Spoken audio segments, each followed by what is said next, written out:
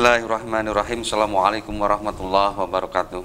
Wassalatu wassalamu ala rasulillah wa ala alihi washabihi wa mawalah amma ba'd. Pemirsa Bandung TV, apa kabar semuanya? Mudah-mudahan dalam keadaan sehat walafiat ya. Luar biasa ya, hari-hari ini kita telah mendapatkan kabar yang sangat luar biasa ya. Dari mulai konflik Palestina dengan Israel yang sangat kita benar-benar luar biasa ini, karena kita harus terus mendoakan sebagai muslim ya, karena luar biasa ini perjuangan mereka itu di tanah Palestina, tanah leluhur bagi umat muslim, luar biasa ini. Baik pemirsa di rumah ya, hari ini Embun Pagi Islam Memberi Solusi tanggal 11 Oktober 2023 hadir kembali di tengah-tengah kita. Mudah-mudahan pemirsa semua pada sehat walafiat, tidak kurang suatu apapun ya. Bagi yang sedang diuji sakit, bagi yang sedang diuji kepayahan, Allah angkat penyakitnya, Allah sembuhkan, dan kita semua bisa bahagia lahir batin. Baik, kita akan mencoba membawakan sebuah tema dampak akibat dari makanan haram.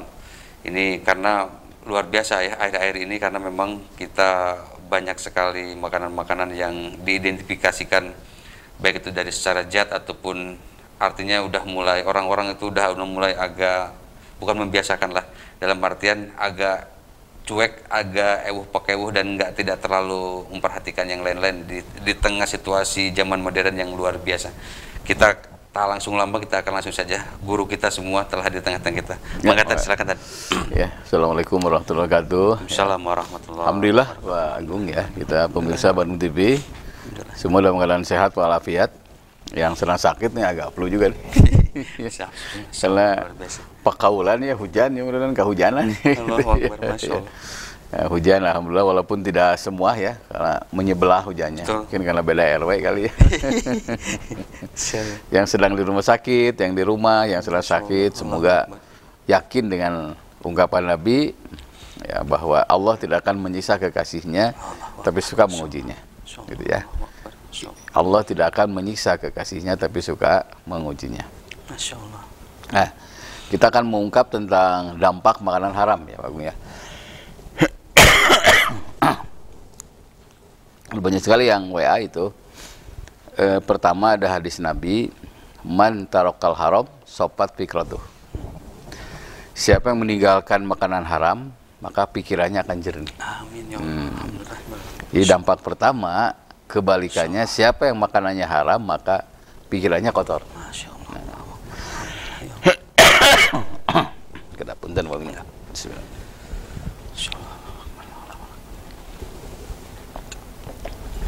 Siapa yang makanannya haram, maka pikirannya kotor. Ya kalau pikirannya kotor, kesananya ya kotor semuanya.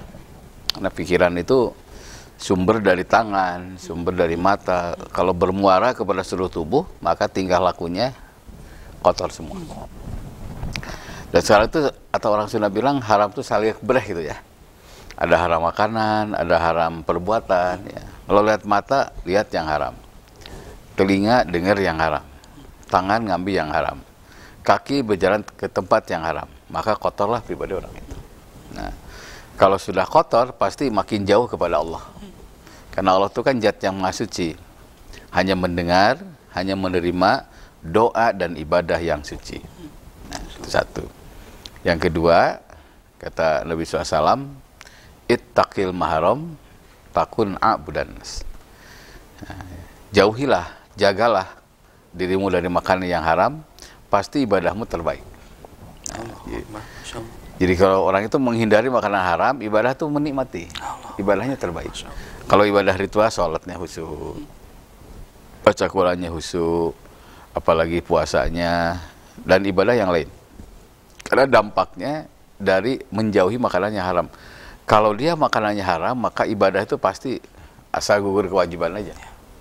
Dia tidak menikmati tahajud, tidak menikmati sholat berjamaah, tidak menikmati baca Quran. Kenapa? Karena perutnya diisi dengan makanan yang haram. Itu yang kata Nabi. Seorang sahabat nanya sama Nabi, ya Rasulullah, saya ingin ibadah terbaik nih. Apa yang mesti kita kerjakan? Nah, itu kata Rasul. Ittaqil maharim takun a'badan nas. Jauhilah makanan yang haram, pasti ibadahmu akan terbaik di antara manusia. Jadi kalau ibadah tidak terbaik, itu dampak makanan haram. Nah, berikutnya, yang ketiga, makanan haram itu akan menghalangi doa. Menghalangi doa, menghalangi rencana. Ada seorang sahabat yang berdoa depan mutajab. Yang mutajab kan orang nggak meragukan doa diijabahnya. Karena antara Hajar Aswad dan pintu Ka'bah itu tengah itu mutajab. Nah kalau tarik benang ke atas itu tembusnya ke Baitul Maqmur. Baitul Maqmur itu tempat markasnya malaikat. Disitulah malaikat berdoa, beribadah. Kalau capek karena doa, ngumpulnya di mutajam. Jadi siapa yang berdoa di mutajam akan diijabah sampai 7 keturunan. Kenapa? Karena diaminkan oleh ribuan malaikat. Nah, seorang sahabat ini berdoa sampai khusus sekali. Tapi kata Nabi, fa'anna yustajab lizalik. Tidak mungkin doanya diijabah. Kenapa? Makanannya haram. Pakaiannya haram. Perkataannya haram. Perbuatannya banyak menyakiti orang lain. Banyak tetangga yang sakit dengan lidahnya. Banyak teman yang sakit dengan ucapannya. Banyak orang-orang sekitarnya sakit dengan perkataannya. Nah, ternyata doa yang bagus itu harus diimbangi dengan kesolehan sosial. Nah, karena itu pemirsa Bandung TV, jauhi makanan yang haram itu. Karena ternyata doa-doa kita tidak akan dijabah selama makanan kita haram. Makanya Sayyidina Umar pernah masuk ke rumah, ada makanan, langsung dimakan. Kok Tuhan tidak biasanya, kata asistennya. Kebetulan ikut tebak-tebakan asistennya, baru masuk Islam kan. Hadiahnya makanan itu. Mendengar identitas makanan itu 2 jari dimasukkan. Sampai keluar lagi, pembantunya kaget ya. Akhirnya nanya, kenapa kok keluarkan itu? Kata Sayyidina Umar, sebelum wafat Rasul bersabda, siapa yang ingin hancur akhlaknya, awali dengan makanan yang haram. Yang kedua, kululah min nabata min haramin fanalu aulabih. Setiap daging yang tumbuh dari makanan yang haram, maka neraka yang berhak makan lagi. Saya nggak mau, katanya, gara-gara makanan sekecil ini, badan saya kejilat api neraka. Itu yang dalam pepatah Arab tuh, Ra'suddin al-wara' ya. Puncak beragama itu adalah hati-hati. Hati-hati. Nah, karena itu pemirsa Bandung TV, kalau ingin dijabah doa, jauhi makanan yang